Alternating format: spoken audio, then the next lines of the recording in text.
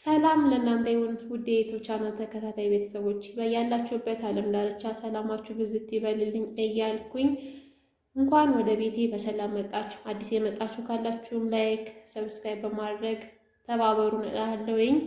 ዛሬ እንግዲህ የምሰራላችሁ የዳርክ ቸኮሌት የጾም ኬክ የዳርክ ቸኮሌት አሰራር ነው። በቤት ውስጥ እንዴት እንሰራለን? ከውጭ ከምንገዛ ለልጆቻችን ስዊት ነገር ከውጭ ገዝተን ከምናበላ ወይም ደግሞ እንግዳ መጣብን ወይ ራሳችንን ቡና ቁርስ ላይ ቀረብ የምናደርገው ነገር ቀለል ያለ ሬሲፒ ኬክ ነው ይዤላችሁ የመጣሁት። ማንኛው ነገር ነው ደግሞ የምሰራው እኔ ያው ኢትዮጵያ ውስጥ ብዙ ነገር አይሟላም ታውቃላችሁ። እና አሁን ወደ ግብአቶቹ ልውሰዳችሁ። እኔ እንግዲህ እንደሚታወቀው በመጀመሪያ አንድ ነገር ከመስራቴ በፊት ሪሲፒን እጽፋለሁ። እዚህ ጋር መጽሐፍ እያነበብኩ ነበረ፣ ይቅርታ። ሪሲፒ ጽፋለሁ። ሪሲፒን የምጽፋቸው የማስገባቸውን ግብአቶች እዚህ ጋር ጽፌያለሁኝ። እዚህ ጋር የምበጠብጥበታለኝ፣ እዚህ ጋር ዱቄት አለኝ፣ እዚህ ጋር ማንኪያዎች የምጠቀማቸው ማንኪያዎች አሉ። ካካኦ ፓውደር የኔ በጣም ዳርክ ነው፣ እንዴት እንደሆነ አልገባኝም። ከሱፐር ማርኬት ነው የገዛሁት። ኮርን ፍላወር አለኝ። ፓትራ በየትኛው እንደምሰራ እንግዲህ ስለማላቅ ሁለት አቅርቤያለሁ። እዚህ ጋር ቬኒጋር አለኝ። እዚህ ጋር የአታክልት ዘይት ያውቃው ሌላ ስለሆነ የአታክልት ዘይት ነው። ጨው አለኝ፣ ስኳር አለኝ እና እዚህ ጋር የምሰፍርበት አለኝ። አሁን ቀጥታ ወደ አሰራሩ ነው የሚወስዳችሁ። እንግዲህ ለቪዲዮ ጥራት ይቅርታ ጠይቃለሁኝ፣ ምክንያቱም የሚቀርጽልኝ ሰው ስለሌለ ራሴ ነኝ የምጨምረው። አሁን እዚህ ጋር በመጀመሪያ የምጨምረው አንድ ኩባያ ከግማሽ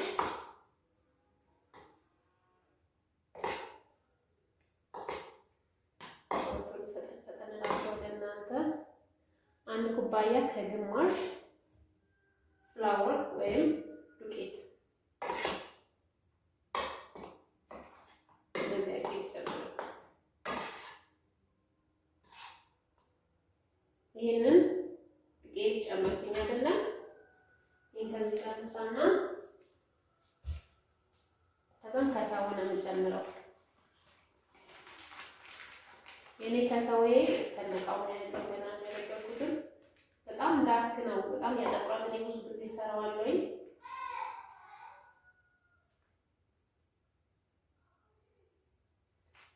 ስድስት የሾርባ ማንኪያ ነው የሚለው ሬሲፒዬ። ሁለት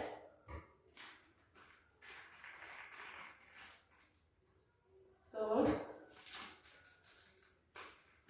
እኔ ዝም ብዬ አራት ጨምር፣ ምክንያቱም ይሄኛው ካካኦ ድሮ የምጠቀመው ካካኦ አይደለም።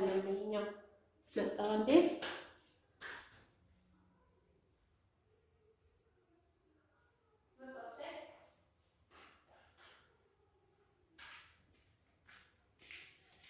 አራት ጨምሬያለሁኝ።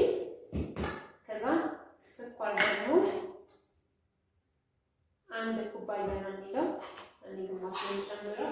እስኪነቱን እንደገና ሌላ ቸኮሌት ከላይ የሚቀባ ቸኮሌት እንትን ስለምን ግማሽ ነው የጨመርኩት። ከግማሽ እንደውም ባልጨረሰው ጥሩ ነው፣ ምክንያቱም የምቀባው ነገር ቸኮሌት ስላለኝ ማለት ነው። ከዛ በዚህኛዋ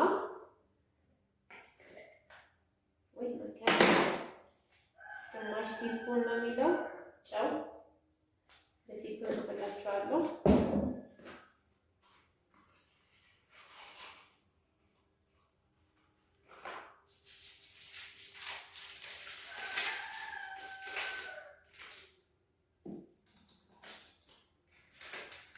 ቤኪንግ ሶዳ ብጨምሩበት በጣም ምርጥ ይሆናል። የቤኪንግ ሶዳ ስለሌለኝ ቤኪንግ ፓውደር ነው የጨመርኩት። አንድ ማንኪያ ቤኪንግ ፓውደር ጨመርኩኝ። ከዛም ቬኒጋር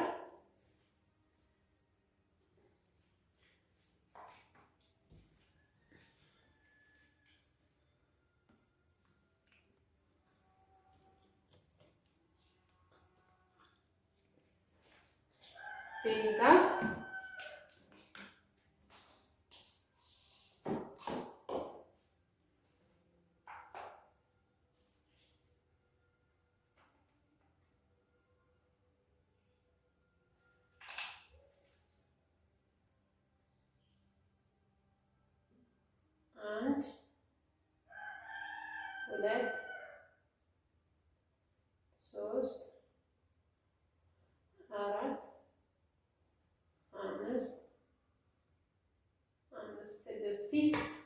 ስፑን ነው የሚለው ኦይል የአትክልት ዘይት ማለት ነው። እነዚህ የጨመርኳቸው ናቸው። ከዛ 1 ካፕ ወተር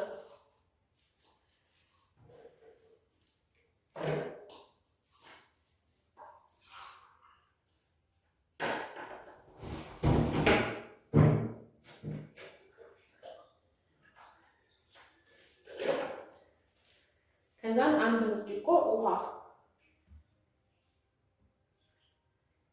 ጨምረውና በዚህ እንደዚህ ቀስ ብዬ አማስለዋለሁ ማለት ነው።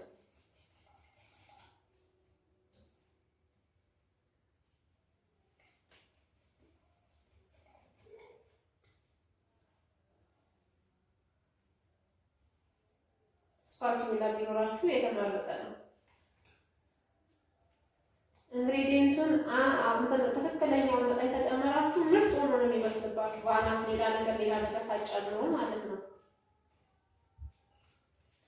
አሁን አያችሁ እንግዲህ ኢንግሪዲየንት የሚያዘኝ 6 ማንኪያ እንትን ነው።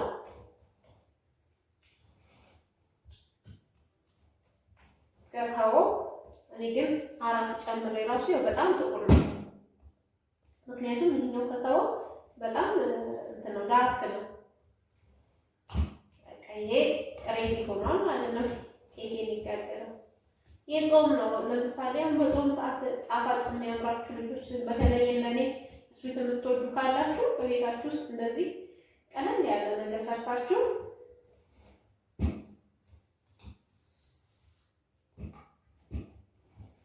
በቃ ያው እኔ እነዚህም እንትኑንም እንትን እላለሁ። እንደዚህ ራሱ መላስ ደስ ይለኛል።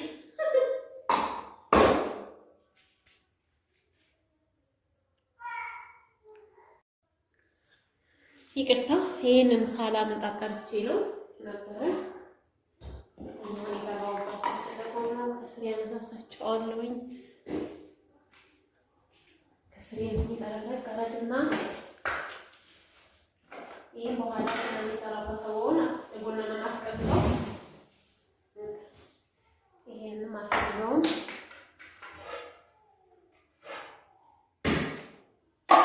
እኛም ፓስታ ስለምፈልጋት ስለዚህ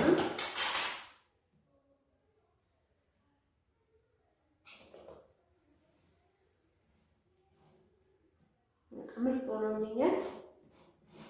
በትንሽ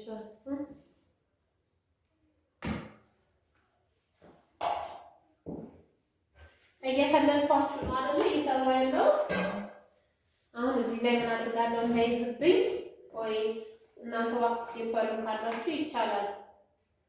እኔ ግን እሱ ስለሌለኝ እንደዚህ አዳርሰዋለሁኝ። ብረሽም የለኝም ይቅርታ። እጄን ስንታጠብኩ በእጄ እንደዚህ አዳርሰዋለሁኝ እንዲይዝብኝ ስለማልፈልግ ነው።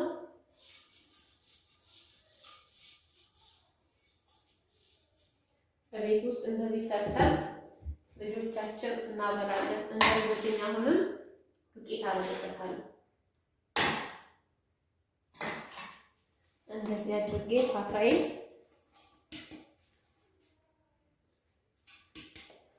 ጫፍ እስከ ጫፍ ዱቄት ካደረኩበት በኋላ መጋገረውን እንግዲህ ምርጥ ዱቄት እንደሚወጣ ተስፋ አደርጋለሁ። ይሄ ጾም ነው። ይሄ ነገር ወሳኝ ነው በነገራችን ላይ።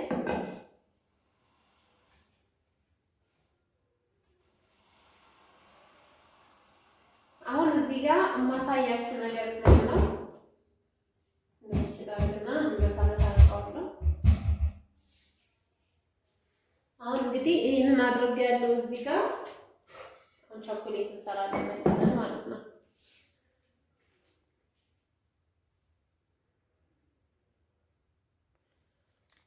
አሁን ቤተሰቦች እዚህ ጋር ማሳያችሁ ነገር ምንድነው? እንደው ይቅርታ አድርጉልኝና እኔ ኢትዮጵያ ውስጥ ስላለው ያው በዚህኛው ስቶፍ ላይ ነው የምጥደው።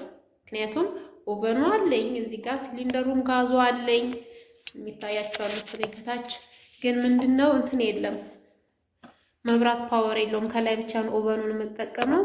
ከስር ፓወር ስለሌለው ምንድነው የማደርገው በመጥበሻው ላይ በስቶፋ ላይ ነው የምሰራው ማለት ነው። ሲወጣ ደግሞ ምን አይነት ኬክ እንደሆነ አሳያችኋለሁ።